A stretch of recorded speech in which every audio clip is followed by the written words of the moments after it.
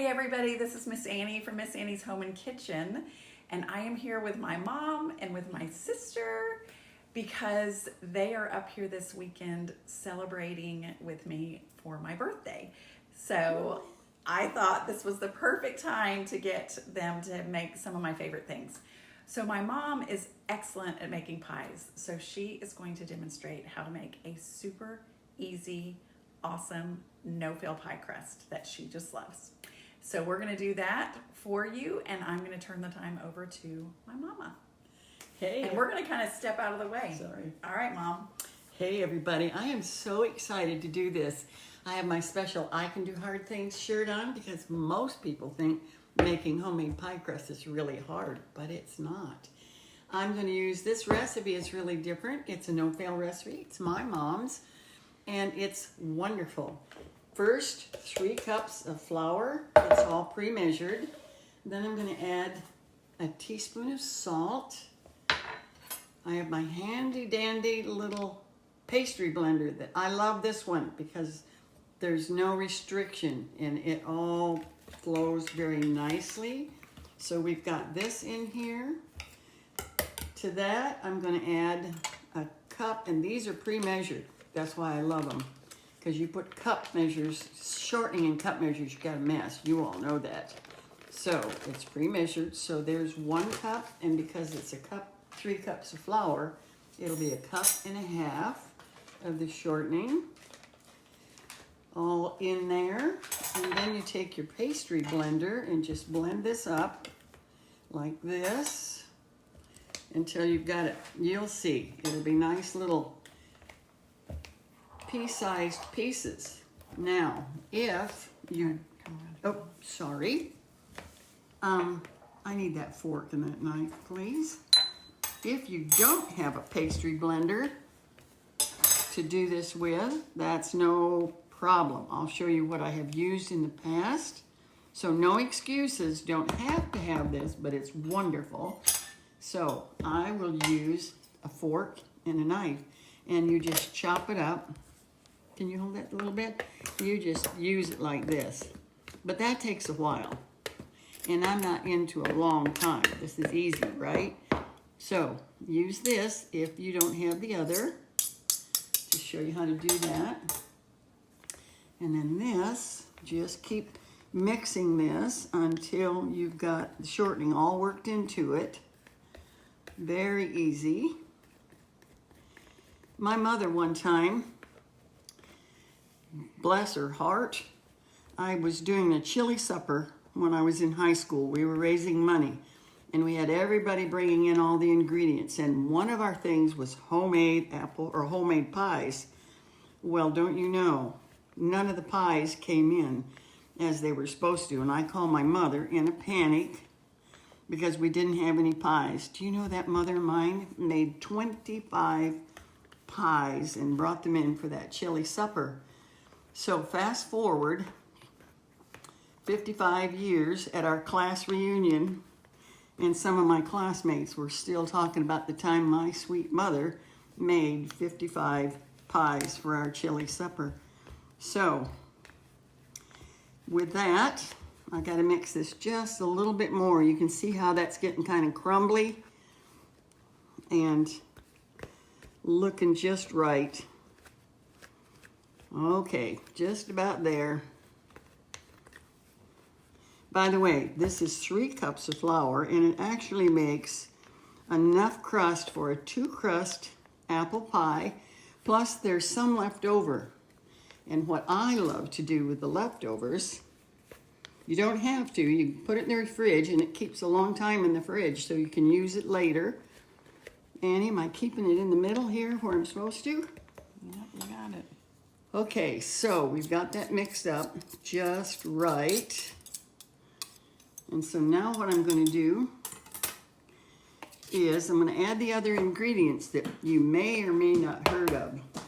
It's a tablespoon of vinegar, which I've already pre-measured. I add an egg.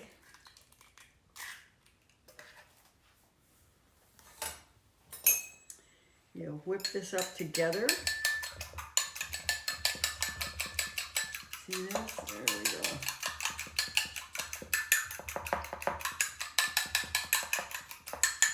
just all whip it. It's a little frothy. Dump it in. 3 tablespoons of ice water. Dump that in. And then just mix it with your fork. A mistake that most people make when they're making pie crust is they mix it too long and then it becomes really tough. This way, it just all falls together perfectly.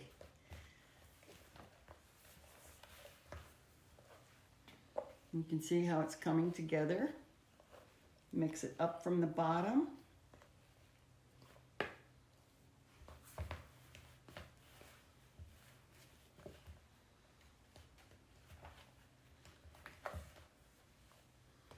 There we go. It's all come together just like that. You pinch it and you can see where it hangs together. Okay, now I'm going to show you a little trick, my trick, about rolling this out. My mother was very good about, and a lot of you are this way too probably, and I never mastered that. They put flour on the counter, roll it out. I always made a big mess out of that. So this is a clean bag that we get with our groceries when we go to the grocery store. It's a new one. I fold it like this twice. Then I just take my scissors, cut the ends off. There we go. I need that. Sorry. And then you got to cut the end off or slide down the side so it opens. And this is what I roll my pie crust in. I dampen the counter so it sticks to the counter.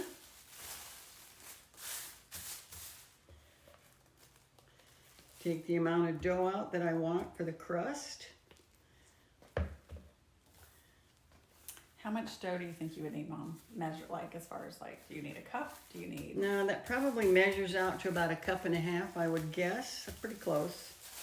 And then to get it together, I just mash it with my hands.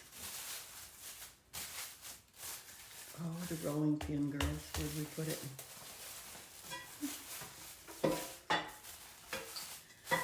All right, and then just roll it out between these 2 sheets of plastic. It is so easy to handle. And Annie, I want the cookie sheet, please, the one that you had over there.